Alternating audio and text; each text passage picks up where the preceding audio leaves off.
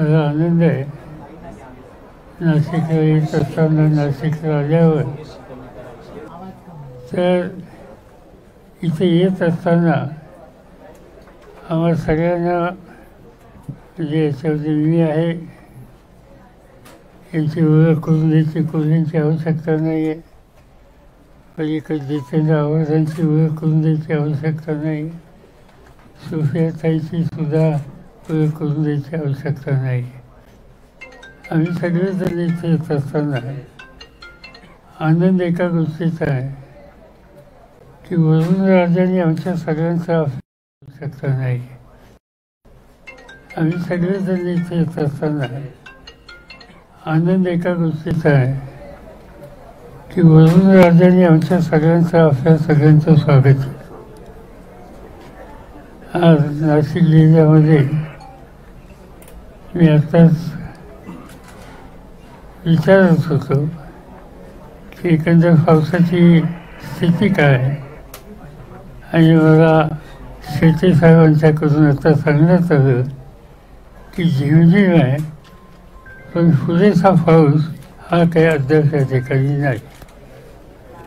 तर माझी प्रार्थना राहील वरुणराजाला की जसे आम्ही सुरुवात केल्याच्या नंतर तुम्ही काही थेंब टाकले पाऊस केला तसं संबंध जिल्ह्यामध्ये राज्यामध्ये हा प्रश्न राहणार नाही अशा प्रकारचा आशीर्वाद त्यांनी महाराष्ट्राला द्यावा. नाशिक का निवडलं? नाशिक निवडलं त्याचं कारण स्वातंत्र्याच्या इतिहासामध्ये नाशिकचा एक वेगळा रोल होता. काँग्रेस पक्षाचा इतिहास जर बघितला तर काँग्रेस पक्षाच्या इतिहासामध्ये सुद्धा नाशिकला काँग्रेसचं अधिवेशन झालं होतं आणि ऐतिहासिक अधिवेशन झालेली होती. स्वातंत्र्याच्या नंतरच्या काळात सुद्धा अनेक उत्तम मार्गदर्शक या शहरातून उपलब्ध झाले. आणि आणखीन एक गोष्ट अशी आहे की आम्ही सगळेजण जसं माझी पिढी त्यावेळची तरुण जी समाजकारणात आणि राजकारणात पडली त्याच्यामध्ये आमच्या सगळ्यांचा आदर्श कैलासवासी यशवंतराव चव्हाण होते. ते महाराष्ट्राचे पहिले मुख्यमंत्री होते. पण महाराष्ट्राचं मुख्यमंत्रीपद सांभाळत असताना चीनचं संकट देशावर आल्याच्या नंतर जवाहरलाल नेहरूंनी त्यांना दिल्लीमध्ये बोलवून घेतलं आणि देशाच्या रक्षणाची संरक्षण मंत्रिपदाची जबाबदारी ही चव्हाण साहेबांच्यावर टाकली. त्या काळामध्ये चव्हाण साहेब लोकसभेचे किंवा राज्यसभेचे सभासद नव्हते. ते चव्हाण साहेबांचे लोकसभेचे पहिला प्रवेश हा नाशिकमधून झाला आणि नाशिकमधून नुसता झाला नाही तर देशाच्या कामासाठी ते जात आहेत म्हणून नाशिककरांनी त्यांना अविरोध पार्लमेंटमध्ये पाठवलं. आणि ही पार्श्वभूमी नाशिकची असल्याच्या नंतर मला असं वाटलं की आपल्या कामाची सुरुवात आपण नाशिकमध्ये करावी आणि त्या दृष्टीनं ह्या दौऱ्याची सुरुवात या ठिकाणी केली. आता आपण काही विचारायचं असला तर विचारू शकतो. साहेब, आज आपण येवल्यामध्ये जात आहात. येवल्यात सभा आहे. याच्यापूर्वी अनेकदा आपण भुजबळ साहेबांच्या प्रचारासाठी आलेला असाल. अनेक सभा आपल्या झालेल्या आहेत. आज नेमका काय फरक जाणवतोय नाशिकमध्ये? अनेक सहकारी आज नाही आहेत. किती फरक जाणवतोय? काही फरक वाटत नाही. नेमकं काय? मला साधारणतः रस्त्याने येताना लोकांचे चेहरे, त्यांचे हावभाव हे सगळे बघितल्याच्या नंतर म्हणजे आत्मविश्वास वाढावा कोणाचाही त्यापेक्षा अधिक उत्तम भूमिका सामान्य लोकांच्या चेहऱ्यातून मला पाहायला मिळाली आणि त्याचा मला आनंद आहे.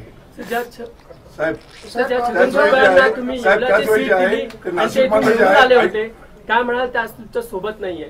काय काय छगन भुजबळांना तुम्ही येवल्याची सीट दिली, निवडून आले. कधी काळी ते मुंबईचे आमदार होते, नंतर तुम्ही त्यांना इथून दिली सीट. पण आज ते सोबत नाही, सोडून गेले. त्यांनी असं आहे जाण नाही ठेवली. की त्यांचा मुंबई पराभव झाल्याच्या नंतर आमची अशी इच्छा होती की त्यांची महाराष्ट्राच्या विधानसभेत आवश्यकता आहे.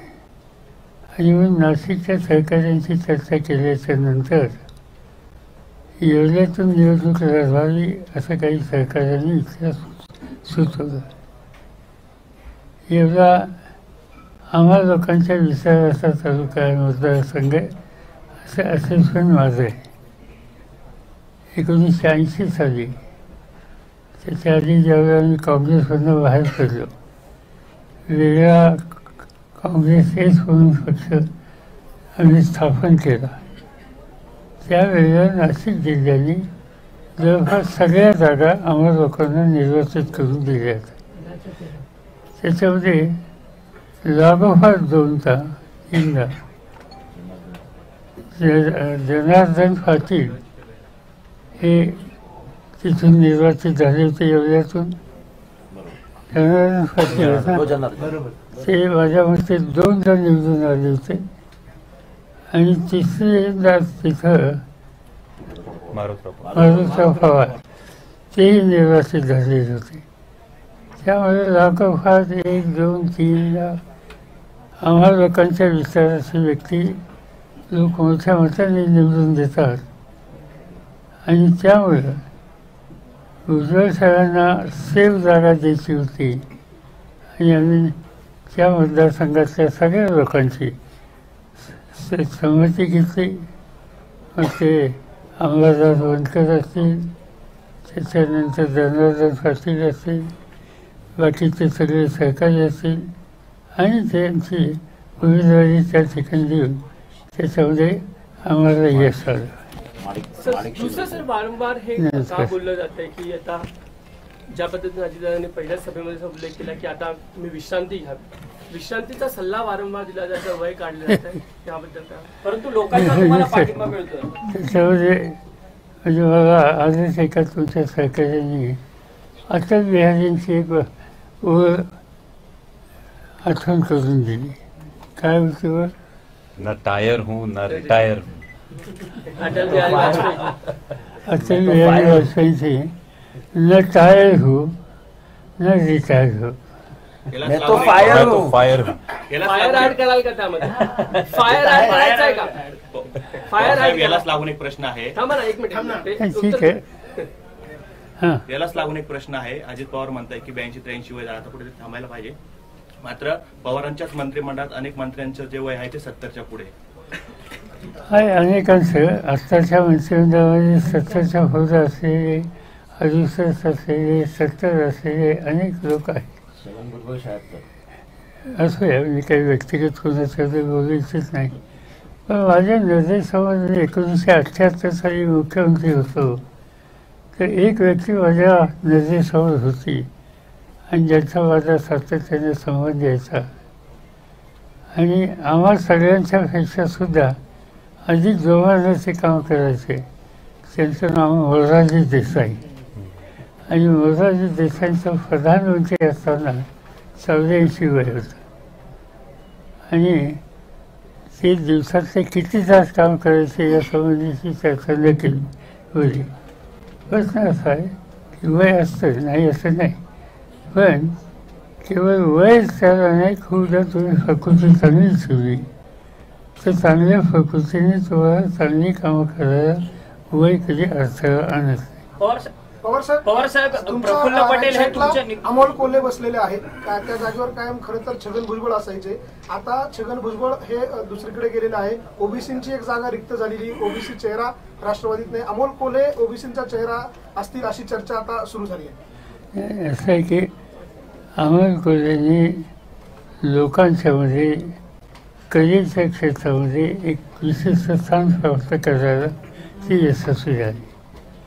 कलेच्या क्षेत्रात काम करत असताना आपली काही सामाजिक सुद्धा जबाबदारी आहे या संबंधीची स्थिती त्यांच्या मनात सतत येत होती. कधी आमच्या भेटी झाल्यावर तशी चर्चा होत होती.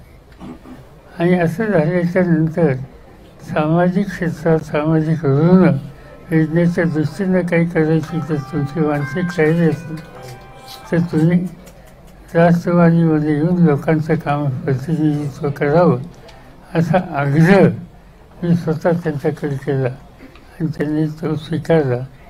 आणि मला आनंद एका गोष्टीचा आहे की ज्या मतदारसंघातून त्यांनी पाऊल टाकलं त्या मतदारसंघातल्या लोकांनी प्रचंड मताने त्यांना शक्ती दिली, पाठिंबा दिला आणि ते काम करतात. फुल पटेल तुमचे अत्यंत जवळचे निकटवर्ती मानले जातात. त्यांनी लोकसत्ताला एक इंटरव्ह्यू दिलेला आहे. ते म्हणतात की तुम्ही संपूर्ण पक्ष हा जो आहे तो सुप्रियाताईंना तुम्ही दिलेला होता. असं आहे इथे तुम्हाला वाचण्यात थोडंसं काहीतरी आलं. सोफियाच्या पुरतं जर बोलायचं झालं तर सोफिया तिची सार्वजनिक जीवनाच्या कामाची सुरुवात भटक्या विमुक्तांच्या चळवळीत नव्हती. लक्ष्मण माने तुम्हाला कदाचित नाव माहीत असेल, उफराकार, ज्यांनी उफरा ही कादंबरी लिहिली आणि ती अनेक भाषेत प्रसिद्ध झाली. ते सगळेजण सातारच्या जवळ या सगळ्या क्षेत्रात काम करतात आणि त्या कामामध्ये सोफियाचा सुद्धा सहभाग होता. नंतरच्या काळामध्ये पक्षीय राजकारणामध्ये यावं असा आग्रह कार्यकर्त्यांनी केला आणि त्यावेळेला लोकसभेत जाण्याच्या संबंधीचा विचार होता. त्याच्या आधी काही महिन्यासाठी राज्यसभेत त्या गेल्या. राज्यसभेत 2 वर्ष गेल्याच्या नंतर लोकसभेची निवडणूक आली आणि त्या निवडणुकीमध्ये मोठ्या मतांचा विजय झाला. त्याच्यानंतरच्या 2 निवडणुकीमध्ये त्या विजय झाल्या. आजपर्यंत त्यांची लोकसभेतली 3री टर्म आहे आणि राज्यसभेची अर्धी टर्म आहे.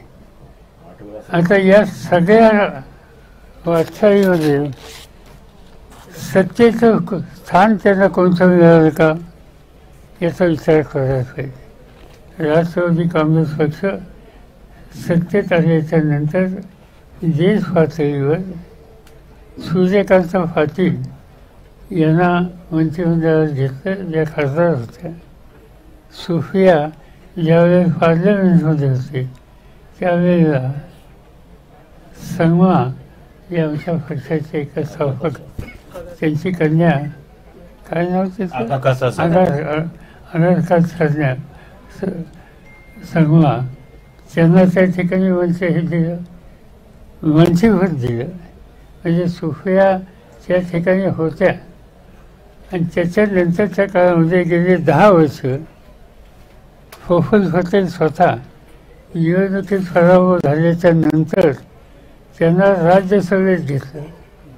राज्यसभेत घेऊन त्यांना मंत्रिपद 10 वर्ष दिलं. त्याच्यापूर्वी पहिल्यांदा ते जेव्हा मंत्री झाले त्यावेळेला त्यांचा लोकसभेत पराभव झाला होता.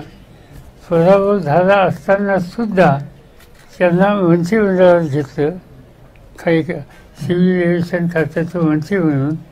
आणि त्यामुळं त्यांची हा जो प्रश्न त्यांनी उपस्थित केला असेल तर सोफिया 1, 2, 3 टर्म पार्लमेंटमध्ये होत्या. त्यांना सत्तेचं ठिकाण द्यायच्या संबंधीची काही अडचण नव्हती, पण पक्षाने त्यांना निर्णय दिला नाही, त्यांच्या बाजून निर्णय दिला नाही. तो प्रफुल्ल पटेल, श्रीमती संगमा आणि सूर्यकांत पाटील यांच्या बाजून दिला. काही लोक मला नेहमी म्हणायचे की तुम्ही सोफियावर अन्याय केला आहे, पण जे सांगितलं गेलं की त्यांच्यासाठी आणि त्यांची सत्ता ही वस्तुस्थिती काय आहे हे मुद्दामने आपल्यापर्यंत सांगितलं. साहेब, राष्ट्रवादी काँग्रेसचं जे कार्यालय आहे नाशिकचं त्याच्यावर भुजबळ आणि अजितदादांचा जो गट आहे त्यांच्या समर्थकांनी दावा सांगितला. राज्यभरात सुद्धा अशीच काहीशी परिस्थिती निर्माण होतीये. खरं तर राष्ट्रवादी वेलफेअरकडे हे सगळे अधिकार असल्याचं बोललं जात आहे. आपण काही या संदर्भात पोलीस प्रशासनाची किंवा मदत घेणार आहात का हे सगळं वाचवण्यासाठी? असं आहे की राष्ट्रवादी वेलफेअरच्या अनेक ठिकाणी प्रॉपर्टीज आहेत. राष्ट्रवादी वेलफेअरचा अध्यक्ष मी आहे. खरं म्हणलं तर हे असं व्हायला नको आहे. तरी आम्ही त्याच्यातनं काही भांडण वाढू इच्छित नाही. या सगळ्या आम्हाला सहकार्यांनी काही वेगळा निकाल घेतला. या निकालाच्या संबंधी आमची मतभेद एकाच गोष्टीचे आहेत की आम्ही सगळ्यांनी कालची जी निवडणूक लढवली ती निवडणूक लढवत असताना एका विशिष्ट विचाराला विरोध करण्याची भूमिका घेतली. आणि ती घेतल्याच्या नंतर जर सत्ता मिळाली नाही म्हणून आमच्यातले काही सहकारी ज्यांच्या हातात देशाची सत्ता आहे त्यांच्याकडे जायला जात असतील तर त्यांना त्यांचा राजकीय निर्णय घ्यायचा अधिकार आहे. त्यासंबंधी माझं काही म्हणणं नाही. पण ह्या घेत असताना बाकीच्यांनी आलंच पाहिजे किंवा जो मूळ पक्ष आहे त्याची साधन सामुग्री प्रॉपर्टी या सगळ्या गोष्टीच्या संबंधीचा आग्रह धरणं हे मला योग्य वाटत नाही. पण मला असं वाटतं की त्यांना सत्तर बुद्धी काहीतरी सूचना देईल आणि हा जो अँगल तो घेत आहे त्यातनं परावृत्त होते. साहेब आपल्याला विठ्ठलाची उपमा देणं महाराष्ट्राचा अपमान आहे अशी टीका भाजप आध्यात्मिक आघाडीकडून केली जाते आणि आम्ही रस्त्यावर उतरू जर परत असं कोणी संबोधन केलं तर असं म्हणतायत. जे देत आहेत त्यांना विचारा, मी काय म्हणलं नाही. चालत असताना विठ्ठल या राज्याच्या देशातल्या गोरगरीब माणसाचं श्रद्धास्थान आहे. उन्हातानाचा दगडा धोंड्याचा विचार न करता लोक पंढरीला दर्शनाला जातात. दर्शन नाही झालं तर बाहेर कळसाला नमस्कार करून किंवा पाजीला नमस्कार करून येतात. अशा जन्मांसाच्या हृदयात असलेल्या व्यक्तीच्या संबंधीचीच तुलना कोणाच्यावर करणं हे योग्य नाही. ज्यांनी कोणी केले त्यांनी त्या संबंधीचं उत्तर द्यावं. साहेब भुजबळांना तुम्ही मुंबईतनं येवल्यामध्ये आणलं, आमदार केलं, मंत्री केलं. आता मुंबऱ्यामधनं तुम्ही जितेंद्र आव्हाडांना सिन्नरमध्ये आणणार का? त्यांचा मतदारसंघ आहे ना, त्यांना जसं त्यांना इकडे आणून तुम्ही तसं पुन्हा असं आहे की हे मुंबईमधनं एकदा दोनदा तीनदा निवडून येत आहे. ते कधी फळा सांगता तुम्ही मध्ये बोलत. त्याच्यामध्ये असं आहे की आपल्या मतदारसंघात निवडून येऊ शकत नाही. त्यामुळे सेफ जागेवर न्यावं ही स्थिती जितेंद्र आव्हाडांची व्यक्तींची नाही. ते मोठ्या मताने आपल्या मतदारसंघात निवडून येतात आणि त्यामुळं नाशिकला पुनर्वसन करण्याच्यासाठी त्यांना पाऊल टाकण्याची आवश्यकता नाही. त्यांना नाशिकच्या संबंधीची आस्था आहे. नाशिकच्या संबंधीचा त्यांचा ऋणानुबंध आहे. पण राजकीय करासाठी त्यांनी ठाणे जिल्ह्यात जिथं ते राहतात तिथं निवडलेले आहे. तिथून इकडं तिकडं प्रवास करण्याची गरज नाही. पण अजितदादांनी असं सांगितलं की त्यांच्यामुळे पक्षाचं मोठं नुकसान झालंय असं अजितदादांनी आरोप केला होता त्या दिवशी. ठीक आहे, त्यांना असं वाटत असेल. कधी भाजपाच्याकडे जायचं ही भूमिका त्यांनी कधी केली नाही. ज्यांनी भाजप आणि तत्सम लोकांच्यावर जायचं भूमिका घेतली त्यांनी पक्षाचं नुकसान झालं का? जे पक्षाचे प्रामाणिकपणे जातात, संघर्ष करतात, त्यांनी नुकसान केल्याचा विचार आपण केला. अजितदादा आणि भुजबळ वारंवार हेच बोलतात की भाजपसोबत 4-5 वेळेस बैठका झाल्या. 2014, 17, 19ला विचार झाला, मग प्रत्येक वेळेस मागे जात होती आणि आम्हाला प्रचंड त्याचा त्रास होत होता म्हणून आम्ही गेलो. निर्णय झाला का? चर्चा राजकारणात सगळी होते, अनेक गोष्टीचे होते. कधी डाव्या पक्षाच्या बरोबर, कधी काही लोकांनी भाजपचा प्रस्ताव दिला त्याची चर्चा. डायलॉग हा पक्षामध्ये चालू राहिला आणि डायलॉगमधून शेवटी सामूहिक मत हे महत्त्वाचं असतं. आणि सामूहिक मत निर्णय हा जो घेतलेला तो राबवायचा असतो. अनेक वेळेला अनेक बाबतीत चर्चा पक्षात झाल्या, चर्चा झाल्या याचा अर्थ निर्णय झालेला नाही. आणि त्यामुळं जो निर्णय अंतिम आहे तोच खरा. वांद्र्याच्या सभेमध्ये शरद पवारांनी आम्हाला आशीर्वाद द्यावा अशी मागणी छगन भुजबळांनी केली होती. आज तुम्ही येवल्यात जातात, सभेतून आशीर्वाद कसा मिळणार? नाही, प्रश्न असा की मी काही टीकाच्या भावाने हे करण्यासाठी आलेलो नाही. मी इथून का आलो, इथं मगाशी सुरुवातीला सांगितलं नाशिकची फार चोरी, आमच्या सगळ्यांच्या अंतःकरणात जी व्यक्ती देशाची सेवा केली अशा व्यक्तीला इथून जनतेनं बिनविरोध निवडून दिलं, हा नाशिककरांचा मोठेपणा. आणि एवढा, जसं मी मगाशी काही लोक सांगितले की ते माझे सहकारी होते, स्वातंत्र्याच्या चळवळीत सुद्धा एवढ्याचं योगदान होतं. मी त्या वकिलांचं नाव विसरलो, एक कुटुंब तिथं स्वातंत्र्याच्या चळवळीत महत्त्वाचं काम करणारं होतं आणि त्यामुळं ही सगळी निवड केली, दुसरं काही कारण. राष्ट्रीय कार्यकारिणीच्या बैठकीला काल प्रफुल्ल पटेल बाकीच्यांनी जी पत्रकार परिषद घेतली त्याला वारंवार ते म्हणतात की अनधिकृत, त्याला कोणत्याही अधिकृतचा जोर नाही कारण त्या नंबर्स त्यांच्याकडे. तुम्ही बैठक घेताय काल तुम्ही म्हणतात मी काल बघितलं, नंबर 10 असो नाही तर 2 असो, माझ्यामध्ये नंबर हा फायनल महत्त्वाचा नाही. प्रश्न असा आहे की ते असं म्हणतात, त्यांचं जे विधान मी बघितलं की त्यांनी राष्ट्रवादी काँग्रेस पक्ष हाच बेकायदेशीर आहे. तुम्हाला वाटतं त्या पक्षाच्या संदर्भातच त्यांनी सांगितलं की हा पक्ष बेकायदेशीर आहे. असं बेकायदेशीर असेल तर या पक्षाच्या वतीने तुम्ही 10 वर्ष खासदार होता, तुम्ही मंत्री होता. त्याच्यानंतर तुम्ही जो काही निर्णय जाहीर केला तो राष्ट्रवादी काँग्रेस पक्षाचा कार्यकारी अध्यक्ष किंवा सचिव असं म्हणून केला. तशी तुमची सही आहे. त्यांनी ज्या सगळ्या नियुक्त्या केल्या त्याला त्यांच्या सही नाही का होतं आहे का तुमच्याकडे? त्याच्यामध्ये सर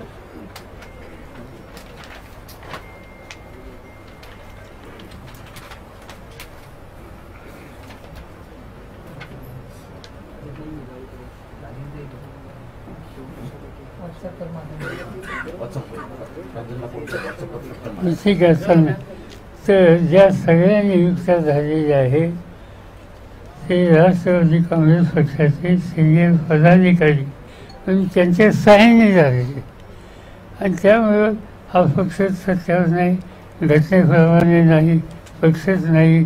जे अधिवेशन झालं ते अधिवेशनच बेकायदेशीर आहे. त्यामुळं माझी निवड बेकायदेशीर आहे. माझ्या अध्यक्ष काय तुमच्या पावर्स काय नाही, पावर्स नको मला. माझी निवड जी झाली त्या संबंधीची एकमताने झाली तालुकामध्ये आणि तो प्रस्ताव मांडला कोणी? प्रफुल्ल पटेलांनी. लोकांनी एकमताने तिथं निवड केली आणि असं असताना असं काहीतरी हे बेकायदेशीर आहे ते बेकायदेशीर याला काय अर्थ नाही. त्या बोलण्यात व्यक्तींची तथ्य नाही. अनेक ठिकाणी तुमचे कार्यकर्ते, अनेक राज्यांमध्ये तुमचे जिल्हाध्यक्ष आहेत किंवा तिकडचे कार्यकर्ते त्यांची नेमणूकच झाली नाही किंवा ते पक्षही सोडून गेले तरी वेबसाईटवर सगळ्याच गोष्टी तशा. पण ही जी कार्यपद्धती त्यामध्ये प्रसिद्धी दोन ठिकाणी तशी स्थिती आहे, ही गोष्ट खरी आहे. पण थोडं काल जी आमची मिटिंग झाली, आता 11 माझ्या लक्षात नाही, पण जवळपास 19 का 20 राज्याचे अध्यक्ष उपस्थित होते आणि कार्यकारिणीचे आमचे 23 राज्याचे आणि कार्यकारिणीचे जे सभासद आहेत ते 4 जर सोडले तर सगळे हजर होते. आणि त्यामुळं असं म्हणण्यात काही अर्थ नाही. ते जे सांगतात तशी स्थिती असेल किंवा हे सगळं रेकॉर्ड वगैरे त्याचं काम त्यांच्याकडेच होतं. त्याची नोंद ही जर त्यांनी योग्य केली नसेल तर हा दोष त्यांच्यावरच येईल. पण मी हा दोष किंवा काय काढू इच्छित नाही, कारण मला हा प्रश्न वाढवायचा नाही आहे. नाशिक जिल्ह्यात जर विचार केला तर ज्या वेळेला पक्ष अडचणीत आला, ज्या वेळेला मोदींची भाजपची लाट होती त्यावेळेला नाशिक जिल्ह्यानं राष्ट्रवादीला साथ दिलेली आहे. यावेळेला देखील 5 आमदार आपल्या बरोबर होते. आता आपल्याला असं वाटतंय की नाशिकमधून पुन्हा एकदा आपल्या बरोबर आमदार लोक देतील अशी आपल्याला अपेक्षा आणि आशा आहे का? नाशिक जिल्ह्याचं वैशिष्ट्य असं आहे की ते नेहमी आम्हाला लोकांच्या विचाराला पाठिंबा देतात. आणि त्याचं एक आणखीन एक कारण आहे की नाशिकमध्ये असे काही सार्वजनिक जीवनात काम करणारे प्रमुख नेते आहेत की ते सत्तेच्या प्रकरणात कधी फरकही नाहीत. ते अखंडपणानं विचारधारा आहे त्याच्याशी पुरस्कार, त्याच्याशी संरक्षण. आणि त्याचं एकच उदाहरण जर बघायचं असेल तर माझ्या डाव्या हाताला बसते. त्यांची जर नाशिककरांना ओळख असेल, अनेकदा तुम्ही विधानसभेला उभा राहा, विधान परिषदेला उभा राहा हा आग्रह केला तरी कुणाचं दुसऱ्याचं नाव सुचवायचं, दुसऱ्यांना मोठं करायचं, या प्रकारचं दातृत्व दाखवणारे अनेक सरकारी या ठिकाणी आहेत. आणि त्यामुळं साहजिकच कसलंही संकट आलं पक्षावर राजकीय दृष्ट्या तर नाशिकमध्ये जाऊन आपण काम करावं. त्यावेळेला मजबूतीनं उभं राहणारे श्रीराम शेठसारखे अनेक सरकारी या ठिकाणी आहेत याचा मला समाधान आहे. आपले काही सहकारी जे सोडून गेले ते भाजपची स्क्रिप्ट बोलतायत असं तुम्ही एका वृत्तवाहिनीला म्हटलं. भाजपची स्क्रिप्ट मी नाही बोललो, आमचं कोणी सहकारी बोलले पण मी काय बोललो. प्रश्न असा आहे की ती आपण जी स्क्रिप्ट एकनाथ शिंदेच्या वेळेस होती ती सेम स्क्रिप्ट जी आहे ती आता इथे पण लागू होते. भाजपने सगळं तयार करून ठेवलं होतं. असं आहे की भाजपचं ते देशातल्या राज्य पातळीच्या पक्ष संघटना या उद्ध्वस्त करण्याच्या संबंधीचं त्यांचं नियोजन असावं असं दिसतं. अनेक ठिकाणी त्यांनी या गोष्टी केल्या. नंतर काही वर्षांनी त्याच्या लोकांना फरकसुद्धा घेतला. देशामध्ये सत्ताधारी पक्ष महत्त्वाचा आहे तसं लोकशाही विशेषतः संसदीय लोकशाहीमध्ये विरोधी पक्षसुद्धा महत्त्वाचा आहे. पण विरोधी पक्ष हा दुबळा कसा होईल अशी भूमिका घेण्याची नीती ही भाजपची आहे. मी अनेक लोक बघितले देशात. जवाहरलाल नेहरू यांचं राजकारण बघितलं. मी अतिशय तरुण होतो पण ते युग चळवळीत होतो. नंतरच्या काळामध्ये इंदिरा गांधी, राजीव गांधी, अटल बिहारी वाजपेयी, नरसिंहराव या सगळ्यांचं एकंदर राजकारण बघितलं. या सगळ्या नेत्यांनी विरोधकांच्या संदर्भात आपली भूमिका मांडली पण विरोधी आवाजच बंद व्हावा अशी पावले कधी टाकली नाही ती आत्ता टाकली जात आहेत. पण तसं जर असेल तर त्याच्याशी संघर्ष करावा लागेल आणि लोकशाहीचा हा दुसरा आवाज जतन करावा लागेल. बाळासाहेब ठाकरे यांच्या आयुष्यात ज्यावेळेला अशी घटना घडली होती त्यावेळेला त्यांनी काही वर्षानंतर या चिमण्यांना परत फिरा अशी साथ घातली होती. आपल्याकडनं हे पुढे अजून संघर्ष वाढून यासाठी थांबवण्याचा काही प्रयत्न होईल का? काही संघर्ष वाढावा असं माझ्याकडनं काही होणार नाही. वाढू नाही ही इच्छा आहे. कोणाला फेरविचार करायचा असेल तर त्याला हरकत नाही. पण त्या चिमण्या राहिल्या नाहीत. त्या चिमण्या त्याची वलदंड काही त्याच्यावर आधी बोलू इच्छित नाही पण या चिमण्याने म्हणायची स्थिती नाही. तुम्ही ज्या भुजबळांना जेलमधून आल्यानंतर मंत्री केलं आणि अनेकांचा विरोध डावलून खरं तर तुम्ही त्यांना मंत्री केलं. अशा सगळ्या परिस्थितीमध्ये ज्या भुजबळांना तुम्ही वाईट काळात साथ दिली ते भुजबळ तुम्हाला सोडून गेले, वाईट वाटतंय? असं आहे की त्याच्यातून माणसाचं कॅरेक्टर कळतं. वाईट एका गोष्टीचं आहे म्हणजे माझ्याबद्दल इतराबद्दल नाही की मी ॲसेस करू शकलो नाही. माझं असेसमेंट हे योग्य ठरलं नाही. हा माझा दोष आहे. मी दुसऱ्याला दोष देणार नाही. मंत्रिपदही दिले मात्र सलग 3 वेळा लोकसभेच्या देखील आपण त्यांना भुजबळांना संधी दिली. 2009ला समीर भुजबळ असतील, 14ला स्वतः छगन भुजबळ असतील आणि 2019ला समीर भुजबळ असतील. मात्र 2009 वगळता दोन्ही पुढच्या लोकसभा निवडणुकीमध्ये छगन भुजबळांचा दारुण पराभव झाला. पुन्हा लोक त्यांना नाकारतील की स्वीकारतील काय वाटतंय? प्रश्न असा असा की जे आमच्यापासून बाजूला गेले त्यामुळे त्यांच्या मनात भाष्यच करायचं नाही. लोक ठरवतील, मी कोण ठरवलं? त्यांनी असं सांगितलं की काही लोकांमुळे मी बाहेर पडलो, काही लोकांचं ऐकतात अशा पद्धतीचं भाषण त्यांनी केलं. म्हणजे कोण असं पक्षामध्ये लोकांचं ऐकावं लागतं. विना ऐकता निर्णय कसे घ्यायचे? आमच्या पक्षामध्ये चर्चा होत असते. काही लोकांचं ऐकलं जातं. त्याच्या अनेक उदाहरणं इतकी आहेत. म्हणजे इतक्या कार्यकर्त्यांची नाराजी असताना सुद्धा आम्ही काही निर्णय घेताना त्यामधल्या संघाचं नाव काय मनवारच्या नांदगावचा निर्णय आम्ही घेतला. लोकांसमोर वेगळं होतं पण सल्ला दिला, तो सल्ला मी ऐकला. लोकसभेला काय करावं याच्यामध्ये लोकांचं मत वेगळं होतं, पण एक सिनियर ऑफिसर त्यांचा सल्ला होता, आधी होता, आम्ही ऐकलं. लोकांना हवं ते लोकांनी केलं. आव्हाड आणि जयंत पाटील जे आहेत ते पक्षाचे अडसर आहेत.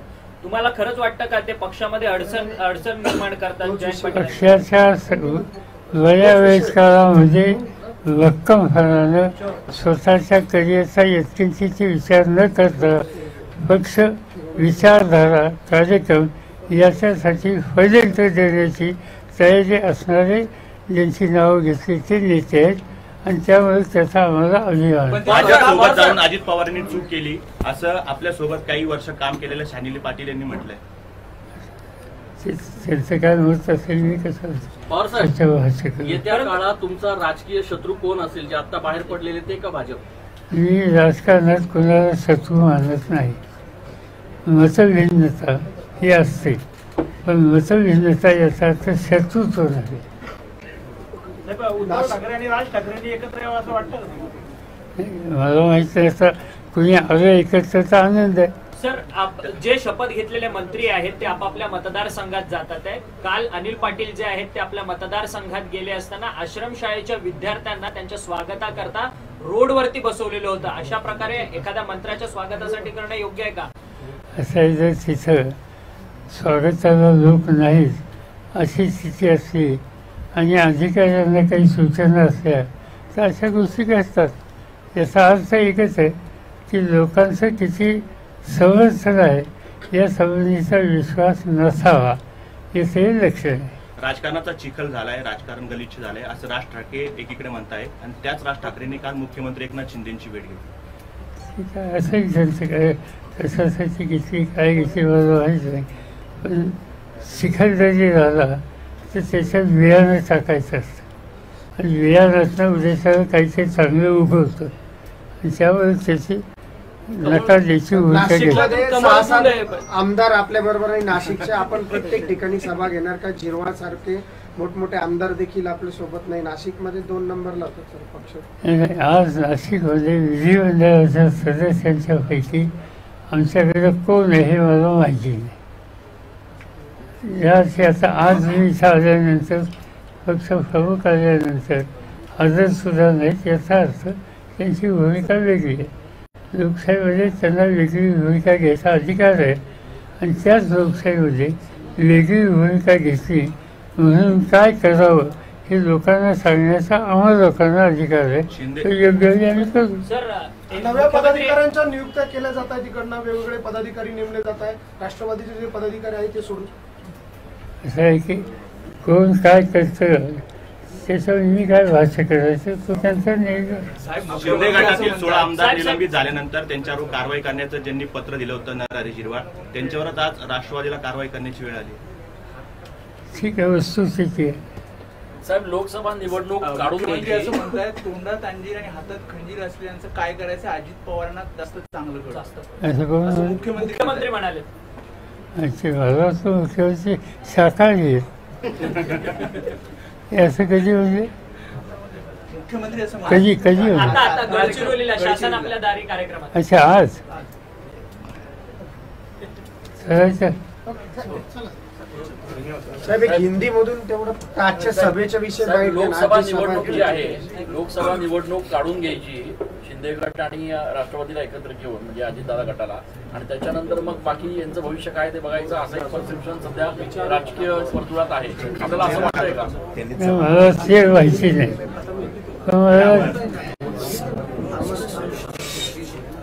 मला देशाचं चित्र दिसतं.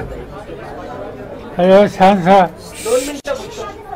दार बंद करा ना, दरवाजा बंद राहून द्या. देशाचं चित्र मला दिसतं. तुम्ही सगळं हिंदुस्थानचा नकाशा तुमच्याकडे ठेवा. आज सत्ताधारी देशाचा पक्ष कोणता आहे? भाजप. केरळमध्ये भाजप आहे का? तामिळनाडूमध्ये भाजप आहे का? कर्नाटकमध्ये आहे का? नाही. तेलंगणामध्ये आहे का? त्याच्यानंतर आंध्र प्रदेशमध्ये आहे का? नाही. गोव्यात नव्हता का आमदार होते आणि सत्तेत आले. त्याच्यानंतर महाराष्ट्रात काय झालं तुम्हाला ठाऊक आहे. गुजरातमध्ये आहे, मध्य प्रदेशमध्ये कमलनाथ मुख्यमंत्री होते, तिथं नव्हतं भाजप, आमदार होते आणि सत्ता हातात घेतली. त्याच्यानंतर जयपूर राजस्थान, तिथं भाजप आहे का? नाही. दिल्लीमध्ये आहे का? नाही. पंजाबमध्ये आहे का? नाही. ओरिसामध्ये आहे का?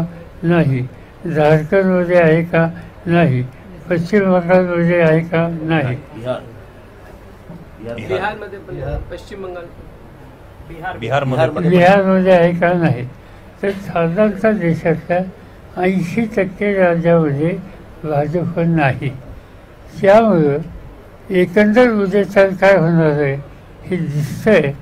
आणि त्यामुळं काही मार्गाने या ना त्या मार्गाने पक्ष फोडणे, माणसं फोडणे, खोकं काहीच नवीन एकाधिक शब्दावर आहे, खोकं संस्कृती, त्याचा वापर करणे आणि उद्याच्याला पुन्हा लोकसभेमध्ये बहुमत मिळत नाही ते मिळवायच्या दृष्टीनं या ना त्या मार्गाने प्रयत्न करणे हा कार्यक्रम आजकाल देशात घेतलेला दिसतोय. हा कार्यक्रम संसदीय लोकशाहीच्या दृष्टीनं अत्यंत घातक अशा प्रकारचा कार्यक्रम. साहेब, तुम्ही म्हणतात की 80% देशात भाजपा नाही, परंतु तेच प्रफुल्ल पटेल म्हणतात की ज्यावेळेस तुम्ही त्यांना पटण्याच्या बैठकीमध्ये घेऊन गेलात ते हसले, तिथे विरोधक एकमेकांचा चेहरा पाहत नाहीये, विरोधक एकमेकांच्या मतांशी सहमत नाहीये असं त्यांचं म्हणणं आहे. आणि एक सक्षम नेतृत्व देशामध्ये विरोधकांचं नाहीये म्हणून मग पुढे तुम्ही सांगतो असायचे महिन्याचं माझ्या वाचनात आलं. 18 राजकीय पक्षाचे लोक एकत्र बसले आणि काही गोष्टीच्या संबंधी चर्चा केली. त्याच्यात काही प्रत्येकाचं एकमतच व्हायला पाहिजे असं नाही, भिन्न मतं असते. मतभिन्नता असल्याच्या नंतरसुद्धा त्या 18 पक्षाच्या बैठकीमध्ये निर्णय एकमताने झाला. वेगळं मत मांडणं याचा अर्थ चूक नाही. विविध मतभिन्नता असू शकते पण शेवटी एकमताने निर्णय घेतला, याला संसदीय लोकशाही म्हणतात. ही मीटिंग आमची अतिशय चांगली झाली. दुसरी मीटिंग उद्याच्याला 17 तारखेला बंगलोरला आहे, तीही चांगली होईल आणि त्या संबंधीची चिंता आम्हाला अजिबात नाही. थोडं हिंदीतून काय केलं राहुल गांधींची आपली भेट झाली, राहुल गांधींची नेमकी काय चर्चा झाली? नाही, असं काही सांगण्यासारखे नाही. आपण एकत्र काम करतो करूया. महाराष्ट्रामध्ये राष्ट्रवादी काँग्रेस पक्ष आणि उद्धव ठाकरे यांच्या नेतृत्वाखालची शिवसेना ही जी काम करते हे ऐक्य आपण मजबूत केलं पाहिजे, देश पातळीवर नेलं पाहिजे अशी त्यांची माझी सगळ्यांची इच्छा होती. चला, थँक्यू.